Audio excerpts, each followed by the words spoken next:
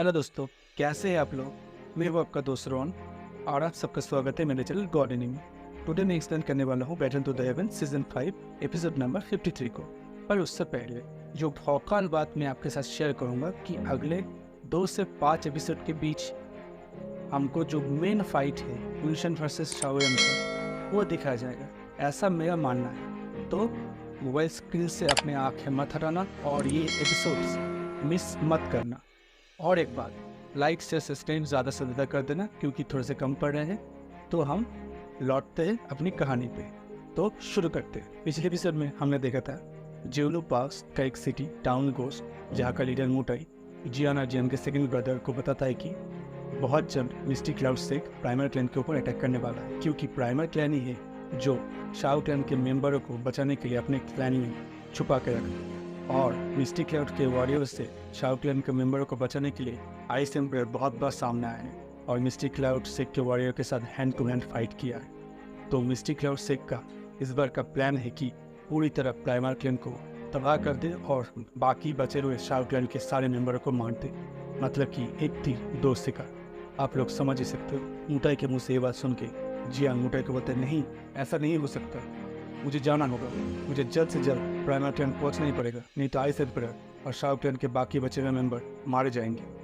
इसके बाद जियान और के सेकंड ब्रदर मोटाई को बोलता है तुमने अब तक जो भी मेरी हेल्प की है उसके लिए बहुत शुक्रिया, और फ्यूचर में अगर तुम्हें कभी भी मेरी ज़रूरत पड़े तो इस दोस्त को भूलना मत। और जियान अर्जियन के सेकंड ब्रदर मोटाई को ग्रीट करके अपने वॉरियर्स के साथ इस जियोनोपास के टाउन को सिटी को छोड़ के फुल स्पीड में पृथ्वी जहाज़ों पर बैठ के जामती एम्पायर के प्राइमर क्लैन की तरफ बढ़ जाता है। सीन चेंज होता है, हमें दिखा जाता है मिस्टी क्लाउड सेक को, जहाँ पे वो हॉल ऑफ सल कमांडर विल्सन को बोलता है कि जैसा कि मैंने तुम्हें प्रॉमिस किया था, मैंने सीक्रेट मेथड यूज़ करके फोर्सफुली ये दोनों एल्डरों की पावर को डाउन लेवल में पहुँचा दिया है। अभी डाउन लेवल के किसी भी वॉरियर के साथ फाइट कर सकते, बाकी तुम जानो।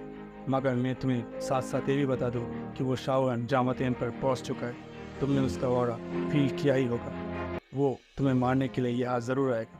तो विल्सन बोलता है मैं बाद में उसे भी देख लूँगा। ये जो दोनों एल्डर होते हैं उनमें से एक का नाम यूनटू होता है और दूसरे का नाम यूनशा। ये दोनों झुक के यूनशन को ग्रीट करते हैं और बोलते हैं माय लॉर्ड, हमारे लिए क्या ऑर्डर है। यूनशन बोलता है कि जाओ प्राइमर क्लैन के ऊपर अटैक करो और उसे पूरी तरह डिस्ट्रॉय कर दो, साथ में जो बाकी शाओ क्लैन के मेंबर है उसे भी मार देना। अगर तुम्हें रोकने वो आइस एम्परर आए तो उसे भी साथ में मार देना, मगर आज प्राइमर क्लैन को जामती एम्पायर से पूरी तरह मिटा देना, नहीं तो ये गंदी सी शक्ल मुझे मत दिखाना। सीन चेंज होता है, हमें देखा जाता है प्राइमर क्लैन को, जहाँ पे मिस्टी क्लाउड सेक के वॉरियर्स प्राइमर क्लैन के वॉरियर के साथ फाइट कर रहे होते हैं और ये दोनों क्लैन के वॉरियर्स एक दूसरे को काटे की टक्कर दे रहे होते हैं फाइट में। तभी कुछ देर के बाद मिस्टी क्लाउड के वॉरियर्स प्राइमर क्लैन के वॉरियर के ऊपर भारी पड़ने लगते हैं। वो बहुत सारे प्राइमर क्लैन के वॉरियर को मार देते हैं और आगे बढ़ने लगते हैं। तभी फिर से आइस एम्परर वहाँ पे आ जाते हैं और अपने एक पावरफुल आइसी अटैक के साथ मिस्टी क्लाउड सेक के दर्जनों वॉरियर को बीच में से काट डालते हैं और वहाँ पे चारों तरफ एक आइसी ऑरा फैल जाता है। तभी प्राइमर क्लैन के कुछ एल्डर अभी के और पहले के प्राइमर क्लैन के लीडर तानशन और याफी को बोलते कि हमने शाओ क्लैन के मेंबरों को यहाँ पे छुपा के रखा है, इसलिए मिस्टी क्लाउड सेक के वॉरियर्स प्राइमर क्लैन के ऊपर हमला कर रहे हैं। तो हमें लगता है कि हमें शाओ क्लैन के मेंबरों को मिस्टी क्लाउड के वॉरियर को दे देना चाहिए, इससे आज हमारा प्राइमर क्लैन बच जाएगा। ये सुन के याफी और तानशन गुस्सा हो जाते हैं और उन सबको डांटने लगते हैं। इसके बाद शाओडिंग आइस एम्परर को बोलता है कि आइस एम्परर, मुझे भी लगता है कि आज जो आपके क्लैन के ऊपर ये अटैक हो रहा है वो हमारे कारण ही हो रहा है, तो मैं अपने कुछ मेंबरों को मिस्टी क्लाउड सेक के मेंबरों को देने के लिए राज़ी हूँ। इससे अगर प्राइमर क्लैन आज बच जाता है तो मुझे खुशी होगी। ये सुन के आइस एम्परर बोलता है कि शाओडिंग, तुम्हें इतना चिंता करने की ज़रूरत नहीं, आज अगर मेरा प्राइमर क्लैन पूरी तरह बर्बाद भी हो जाए तो भी मैं तुम लोगों को प्रोटेक्ट करूँगा। आइस एम्परर सभी को बोलते हैं कि तुम लोगों को क्या लगता है कि मिस्टी क्लाउड सेक हमारे क्लैन के ऊपर हमला क्यों कर रहा है? क्योंकि हमने शाओ क्लैन के मेंबरों को यहाँ पे शेल्टर दिया है इसलिए? नहीं, उनका प्लान कुछ और ही है।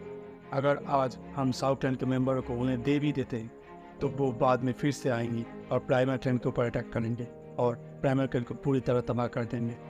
उनका प्लान है इस जामती एम्पायर में सबसे पावरफुल क्लैनों को पहले ख़त्म कर दिया जाए और उसके बाद धीरे धीरे बाकी क्लैनों को और इस जामाती एम्पायर को पूरी तरह कब्जा लिया जाए। और मैं ये होने नहीं दे सकता, जब तक मैं जिंदा तब तक तो नहीं। आइस एम्पायर ने अपनी बात ख़त्म ही की थी, तभी वहाँ पे डाउन लेवल के 2 पावर हाउस आ जाते हैं। उनको देख के प्राइमर क्लैन के वॉरियर्स पैनिक करना शुरू कर देते हैं। आइस एम्पायर अपने क्लैन मेंबर को बोलते हैं, अभी भी मैं यहाँ पे हूँ, तुम लोगों को इतना पैनिक करने की ज़रूरत नहीं। इसके बाद आइस एम्पायर वो दोनों पावर हाउस के सामने चले जाते हैं। इन्हें देख के आइस एम्पायर पहचान जाते हैं। आइस एम्पायर बोलते हैं, ये तो यूनटू और यूनशा है, मगर इनका ऑरा कुछ अजीब लग रहा है। इतनी जल्दी इनका ऑरा इतना बढ़ कैसे गया है? लगता है मिस्टिक क्लाउड सेट ने कोई पावरफुल सीक्रेट मेथड यूज़ किया है, जिसके कारण ये दोनों एल्डर्स डाउन लेवल में ब्रेक कर गए हैं। ठीक है, मैं इन दोनों को भी देख लूँगा। इसके बाद यूल्डा और यूनशा आइस एम्पायर को बोलते हैं कि तुम्हारा प्राइमर क्लैन के अंदर जो शार्प क्लैन के मेंबर है उनको हमको सौंप दो, नहीं तो आज तुम्हारा प्राइमर क्लैन को हम बर्बाद कर देंगे। ये सुन के आइस एम्पायर अपने स्वाग के साथ बोलता है कि ना तलवार की धार से, ना गोलियों की बछार से आइस एम्पायर डरता है तो सिर्फ परवरदिगार से। इसके बाद हम देखते हैं कि आइस एम्पायर हाई बदम अकेले ही वो दोनों डाउन लेवल के पावर हाउस यूनटू और यूनचा के साथ फाइट करना शुरू कर देते हैं। ये देख के तानसेन आइस एम्पायर की मदद के लिए आगे बढ़ रहे होते हैं, तभी बीच में मिस्टिक क्लाउड से के 2 एल्डर आ जाते हैं। इन्हें देख के तानसेन तुरंत ही पहचान जाते हैं और तानसेन बोलते हैं, यूनफू और यूनशू तुम दोनों। इनको देख के तानसेन मन ही मन बोलता है कि इनका ऑरा इतना अजीब क्यों लग रहा है, इनका ऑरा इतना कैसे बढ़ गया इतने कम समय में। लगता है मिस्टिक क्लाउड से ने कोई सीक्रेट मेथड यूज़ किया है, इनके कारण ये लोग अभी इतना पावरफुल हो गए हैं। ये लोग भी तावांग लेवल में पहुंच चुके हैं और हमें दिखाया जाता है। इसके बाद तानसेन यूनफू और यूनशू के साथ फाइट करना शुरू कर देते हैं और दूसरी तरफ आइस एम्पायर यूनडू और यूनचा के साथ फाइट कर रहे होते हैं। नीचे ग्राउंड पे मिस्टिक क्लाउड से के वॉरियर के साथ प्राइमर क्लैन के वॉरियर्स फाइट कर रहे होते हैं। तभी एक वॉरियर्स याफी के पास आता है और बोलते हैं, क्लैन लीडर हमारे कुछ वॉरियर्स मिस्टिक क्लाउड से के ऊपर हमला कर रहे होते हैं कि बगैर हम लोग उनसे कमज़ोर पड़ रहे होते हैं। तो याफी बोलते हैं कि तुम्हें इतना पैनिक करने की ज़रूरत नहीं, हमारे वॉरियर को कहो कि अटैक करते रहे। जब तक आइस एम्पायर यहाँ पे है तब तक प्राइमर क्लैन को कोई डिस्ट्रॉय नहीं कर सकता। दूसरी तरफ तानसेन जो यूनशू और यूनफू के साथ फाइट कर रहा होता है, थोड़ी देर में ही ये दोनों एल्डर तानसेन को बुरी तरह जख्मी कर देते हैं और एक पावरफुल अटैक करते हैं, जिसके कारण तानसेन ज़मीन पे आके गिरता है और बुरी तरह जख्मी हो जाता है। ये देख के प्राइमर क्लैन के बहुत सारे वॉरियर्स पैनिक करना शुरू कर देते हैं। इसके बाद यूनशू और यूनफू तुरंत ही अपने पावर यूज़ करके यूनशा और यूल्डा के पास चले जाते हैं और उनको बोलते हैं कि हम दोनों आपकी मदद करने के लिए आए। इसके बाद वो 4 एल्डर्स एक पावरफुल सीलिंग टेक्निक यूज़ करते हैं और आइस एम्पायर के ऊपर अटैक कर देते हैं। आइस एम्पायर एक डिफेंडिंग टेक्निक से अपने आप को प्रोटेक्ट करते हैं, मगर मौका पाते ही यूनडू और यूनशा पीछे से आइस एम्पायर के ऊपर अटैक कर देता है और एक मिस्टर पावर से आइस एम्पायर की डाउगी को सील कर देता है। जैसे यूनडू और यूनशा एक मिस्टेक टेक्निक से आइस एम्पायर की डाउगी को सील कर देते हैं, तभी आइस एम्पायर के पीछे एक मिस्टीरियस फॉर्मेशन क्रिएट हो जाता है। ये फॉर्मेशन इतना पावरफुल होता है कि आइस एम्पायर को अपनी तरफ खींच लेता है और इस फॉर्मेशन में कैद कर लेता है। आइस एम्पायर अपनी पूरी पावर को एक्टिवेट करते हैं, मगर वो इस फॉर्मेशन को ब्रेक नहीं कर पाते। जैसे कि उनकी डाउगी सील हो गई है और उनकी डाउगी विंग्स भी वो यूज़ नहीं कर पा रहे होते। आइस एम्पायर और प्राइमर क्लैन की ऐसी हालत देख के वो क्लैन के मेंबर्स, नालन क्लैन के मेंबर्स, नालन जी के बेटे एल्केमिस्ट एसोसिएशन से फार्मा, रॉयल फैमिली से सैंड एम्पायर दुखी हो जाते हैं। जामाती एम्पायर में बाकी जो छोटे बड़े सेक्ट है वो भी इस सीन को देख के दुखी हो जाते हैं। सभी आइस एम्पायर की मदद के लिए जाना चाहते थे, मगर सभी की यूनिसेंट के डर से फटी पड़ी हुई होती है। सभी को ऐसा लगता है कि अगर उन्होंने प्राइमर क्लैन का साथ दिया तो मिस्टिक क्लाउड से बाद भी उनके क्लैन के ऊपर भी हमला करके बर्बाद कर देगा उनको क्लैन को। तो कोई भी कुछ कर नहीं रहा होता है। तभी प्रिंसेस सैवी अपने ग्रैंडफादर को बोलते हैं कि जो भी हो जाए हमें प्राइमर क्लैन की मदद के लिए जाना चाहिए। तो सैंड एम्पायर उसे रोक देता है। सैंड एम्पायर उसे बोलते हैं कि तुम्हें नहीं पता कि यूसन कितना पावरफुल है।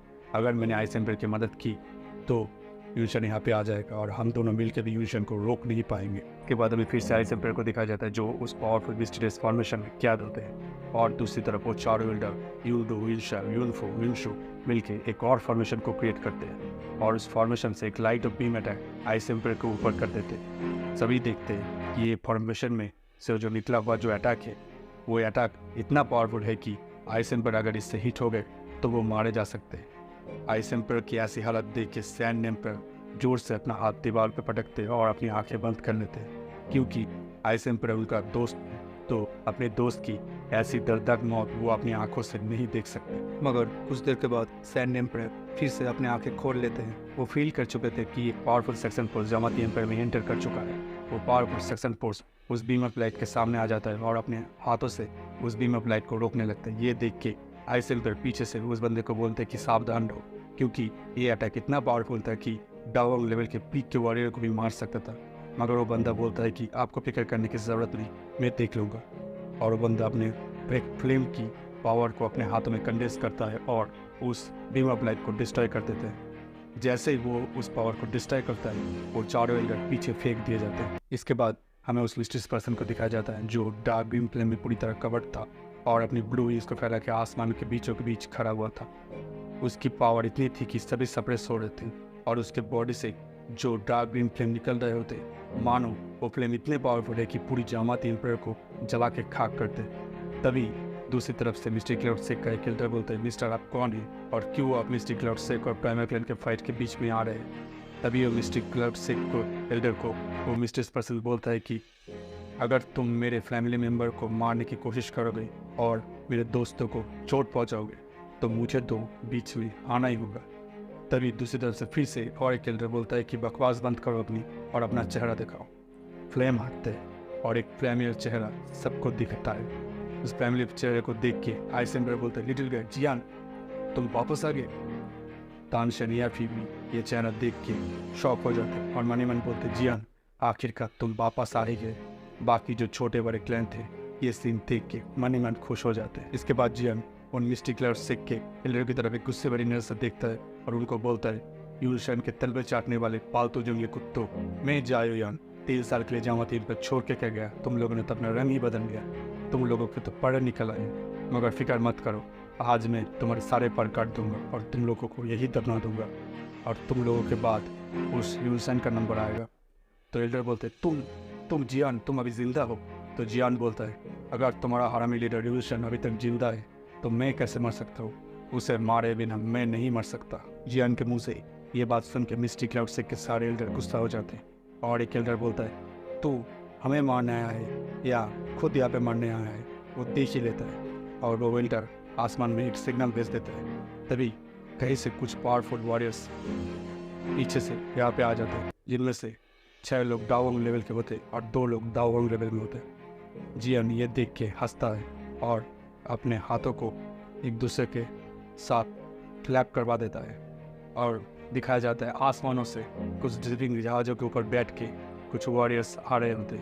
ये देख के पूरा जामाती एम्पायर और मिस्टिक क्लाउड सेक के वो लीडर्स डर जाते हैं, वो हैरान हो जाते हैं। वो देखते इस ग्रीपिंग जहाज़ों के अंदर जो वॉरियर्स थे वो बहुत ज़्यादा पावरफुल थे।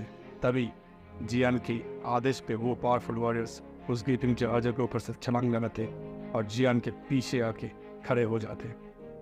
जियान के पीछे बहुत सारे पावर हाउस को देखते, जहाँ पे कुछ लोग डाउन लेवल के थे तो कुछ लोग डाउन लेवल के थे, कुछ एलाइड डाउजोन भी थे।